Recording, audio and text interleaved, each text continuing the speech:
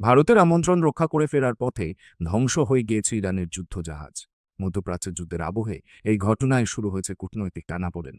এই পরিস্থিতিতে জানা গিয়েছে মার্কিন হামলার আগে থেকেই ভারতে রয়েছে ইরানের আরেকটি যুদ্ধজাহাজ। কোচি বন্দরে আপাতত জাহাজটি নোঙর করা রয়েছে।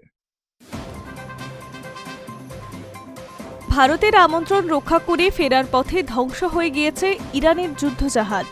মধ্যপ্রাচ্যে যুদ্ধের আবহে এই ঘটনা শুরু হয়েছে কূটনৈতিক টানাপোড়েন।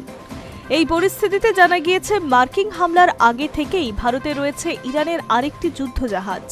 কোচি বন্দরে আপাতত জাহাজটি নোঙর করা রয়েছে। ফলে প্রশ্ন উঠছে, এই জাহাজকে কেন্দ্র করে কি মার্কিন রোষে পড়তে পারে বন্ধু ভারত?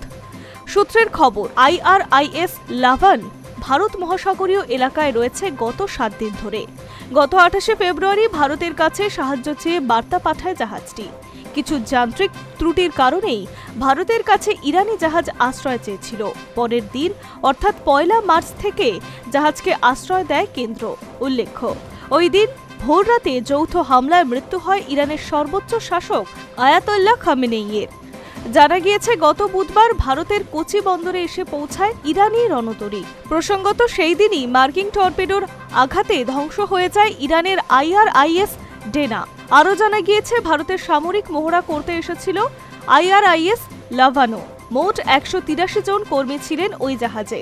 তারা কোচিতে ভারতীয় নৌসেনা ঘাঁটিতেই আপাতত রয়েছেন। এই জাহাজ ভারত ছেড়ে কবে ফিরে যাবে তা এখনো নিশ্চিত নয়।